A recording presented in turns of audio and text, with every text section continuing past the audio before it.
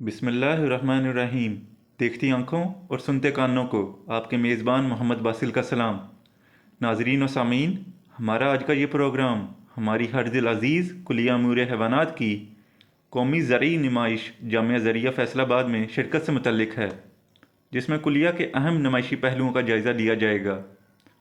लेकिन आगाज़ में हम आपकी दिलचस्पी को मलहूज़ खातिर रखने के लिए एक नन्हे से बच्चे का क्लिप चलाते हैं। इसके बाद आप प्रोग्राम का बकिया हिस्सा मुलाहिज़ा फरमाएंगे। ये हमारा डेयरी फार्म का मॉडल है। हाँ, ये ट्रीज़ हैं, ये भी ट्री है, ये काउज़ है। हाँ, कौन सा? ये फार्मर है, ये फार्मर है जी। तो नाजरीन, ये एनिमल न्यूट्रिशन वालों के प्रेजेंटेशन है और इसमें मुख्तलिफ़ आइटम्स हैं, जैसे कि यूरिया मोलेसिस बोलॉक्स हैं, और ये फीड इंग्रेडिएंट्स हैं, गोल्डन नगेट्स हैं, और ये बटेटिस मील है। ये सब हमारी फैकल्टी की इजादात हैं जो फार्मर्स के लिए। ये गोल्डन नगेट्स सिट्रस से प्रिपेयर की गई हैं, और ये जो बटेटिस मील है इसमें पोटैटोज़ का यूज़ किया गया है, और ये लूसन की है, और ये मोलासिस लिकर है, और ये फीड मैन्युफैक्चरिंग यूनिट है। और ये हमारे ये सब टूल्स को डिस्प्ले किया गया है जो लाइफ स्टॉक मैनेजमेंट में यूज़ होते हैं। अब ये हमारे लिए एक सेमी कंट्रोल्ड शेड का मॉडल है, और सेमी कंट्रोल शेड के मॉडल में क्या डिस्प्ले किया गया है, इसके लिए हम चलते हैं कमर उस्मान की तरफ। अस्सलाम वालेकुम। वालेकुम सलाम। हमारे नाज़रीन को शेड के बारे में क्या कीजिए। जी अस्सलाम वालेकुम। मेरा नाम कमर उस्मान है। यहाँ पर फैकल्टी ऑफ एनिमल हस्बेंड्री का हमने रिप्रेजेंटेशन की हुई है। यहाँ पर डिफरेंट डिपार्टमेंट्स हैं, जिसके अंदर सबसे पहले पोल्ट्री डिपार्टमेंट, उसके बाद life stock department, dairy production, और यहाँ पर आप पहले देख चुके हैं कि ये न्यूट्रिशन डिपार्टमेंट की है। तो जो डेयरी फार्म के हवाले से जो बात है कि डेयरी फार्म आजकल की मॉडर्न और कमर्शलाइज्ड हो चुकी है, और उस लिहाज से जो डेयरी फार्मिंग का सिस्टम है मुकम्मल तौर पर चेंज हो चुका है। तो सबसे पहले डेयरी फार्म से अगर मैं स्टार्ट करूँ तो ये हमारे पास कंट्रोल शेड का एक मॉडल हमारे पास पड़ा हुआ है। इस कंट्रोल शेड के अंदर डिफरेंट सेक्शंस हैं, जिसके अंदर काफ सेक्शन है, काफ शेड सेक्शन है, मिल्क कलेक्शन रूम है, और ये कैमरे में आप देख सकते हैं कि यहाँ पर डिफरेंट सेक्शंस हैं। और इसके अंदर हमारे पास चेंजिंग रूम है, मिल्क कलेक्शन रूम है, आइसोलेशन रूम है, और यहाँ पर जो है ओपन ग्रेजिंग के लिए भी यहाँ पर जगह रखी गई है। और ये जो क्योंकि कंट्रोल शेड है, जैसा कि मैंने आपको पहले बताया, तो इसके अंदर शॉवरिंग सिस्टम लगे हुए हैं। ये आप यहाँ पर देख सकते हैं कि यहाँ पर शॉवर्स के रिप्रेजेंट करने के लिए ये पाइप लगाया गया है। यहाँ से जो है ये शॉवरिंग होती है, और ये पाइप लगा हुआ है इसका, ये शॉवर्स लगे हुए हैं इसके। और इसके अलावा ये यहाँ पर ऊपर ये फ़ैन्स लगे हुए हैं फॉर प्रॉपर वेंटिलेशन। ये वेंटिलेशन के लिए फ़ैन्स लगे हुए हैं ताकि जो ह्यूमिडिटी है और थर्मल स्ट्रेस है या कोल्ड स्ट्रेस है उसके इशू से बचा जा सके। और यहाँ पर हमारे पास एक दरमियान में ये एले है।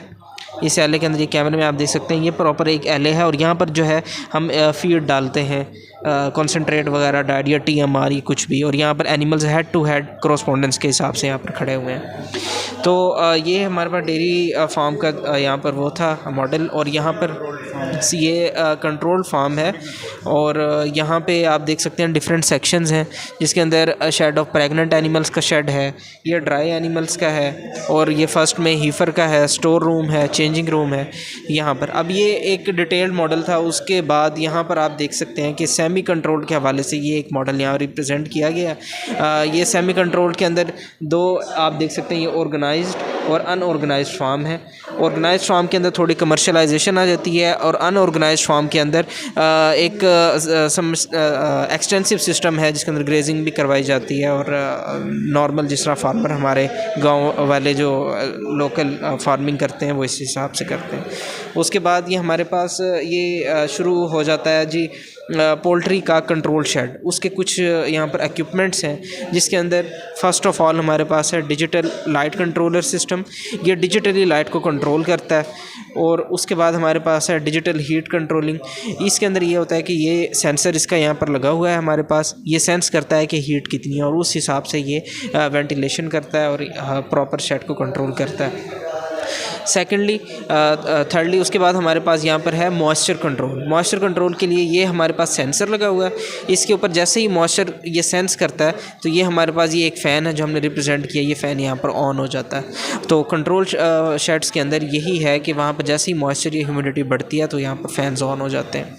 उसके बाद ये एक इंटरेस्टिंग चीज़ है कि रोडेंट्स का बहुत इशू होता है। फार्मर कंप्लेन करते हैं कि चूहे आ जाते हैं और इस तरह की चीज़ें आ जाती हैं जो नुकसान पहुंचाती हैं। उसके लिए ये सिस्टम है कि ये ऐसी फ्रीक्वेंसी का साउंड प्रोड्यूस करता है कि जिसके थ्रू जो रोडेंट्स हैं उनको ईचिंग साउंड होती है उनके लिए और वो वहाँ से भाग जाते हैं। तो ये वो साउंड प्रोड्यूस करने वाला सिस्टम है। ये क्या फैकल्टी ऑफ एनिमल हस्बेंड्री में ही तैयार किया गया?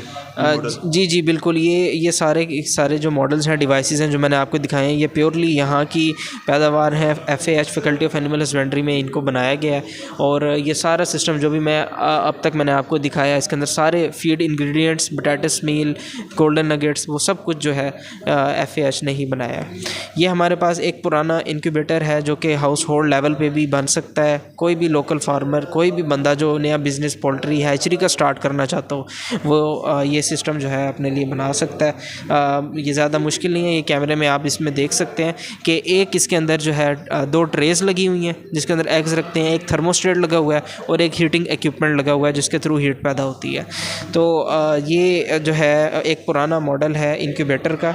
आजकल जदीद टेक्नोलॉजीज़ आ चुकी हैं, तो जो जदीद इंक्यूबेटर है वो मैं आपको नेक्स्ट कैमरे में दिखा देता हूँ। अच्छा, तो ये उसके बाद मैं आपको दिखाने जा रहा था कि ये हमारे पास जो है मॉडर्न इंक्यूबेटर सिस्टम है।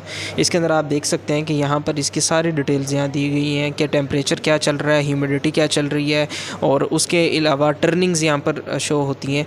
जो पहले इंक्यूबेटर का मैंने मॉडल दिखाया उसके अंदर एग्स की टर्निंग नहीं होती। जिस तरह एक प्रॉपर हैन के अंडर जो एग्स होता है उसकी टर्निंग होती है एग्स की, जो मुर्गी है वो ख़ुद अंडे की बदलती है, रोटेशन करवाती है। इसके अंदर ऑटोमेटिक रोटेशन है। ये जो मैं आपको इंक्यूबेटर दिखा रहा हूँ ये एग्स को रोटेट भी कर लेता है और टेम्परेचर और ह्यूमिडिटी कंट्रोल भी करता है। तो ये हमारे पास जो है ये मॉडर्न इंक्यूबेटर। नाज़रीन को बताएंगे कि हमारी यूनिवर्सिटी की मुख्तलिफ ब्रीड्स हैं, उनके ये एग्स हैं। तो ये यहाँ पर जो है डिफरेंट टाइप्स के, डिफरेंट साइज़ के यहाँ पर एग्स हैं, जिसमें सिंगल यॉक एग भी आता है, डबल यॉक एग भी आता है।